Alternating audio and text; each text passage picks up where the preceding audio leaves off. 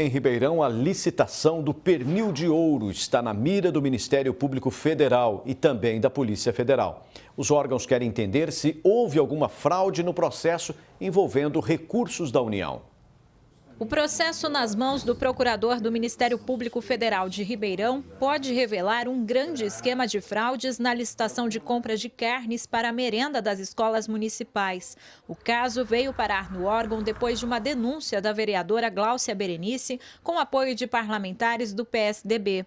A suspeita é que recursos federais tenham sido utilizados. Na medida em que você tem verba federal carimbada envolvida, a investigação passa a ser da competência do Ministério Público Federal. Mas isso é uma coisa que ainda não está muito certa, né? Houve uma menção inicial de que haveria verba federal, mas isso ainda precisa ser confirmado. A denúncia aponta que as empresas PGMAS Comércio de Alimentos, Maria Inês Cândido e Cajuru Indústria Comércio de Alimentos, a Gold Meat, têm ligação entre si, inclusive o mesmo endereço. Outro problema é que na licitação para a compra de frango, patinho e pernil, a empresa Nutricionale teria oferecido um preço muito maior do que o praticado no mercado. Isso para elevar o valor médio no processo, que foi vencido pela empresa Maria Inês Cândido.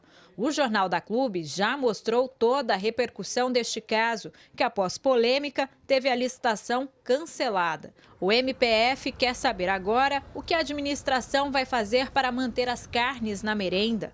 O procurador já enviou à prefeitura um ofício com algumas perguntas sobre a licitação e aguarda o retorno. Além de confirmar se houve o empenho de recursos da União, o procurador quer entender como foi feito o pregão eletrônico, principalmente do lote 6, referente à compra do pernil. 10 empresas participaram desta licitação e todas que tinham o menor preço foram desclassificadas pela prefeitura. Os motivos dessas desclassificações é que nós precisamos verificar. Infelizmente, esses motivos ainda não constam, não vieram nas informações que foram prestadas pela Prefeitura. Então, o próximo passo é a gente solicitar essas informações, né? É possível que esteja tudo regular e é possível que a gente ache algum item aí passível de questionamento. Uma investigação paralela também foi aberta na Polícia Federal para apurar o crime de fraude. O Ministério Público Estadual também está com o caso. Para este advogado, os indícios são muito fortes e os envolvidos já deveriam começar a pensar em delatar o esquema. Empresas se reúnem, conluem, dividem.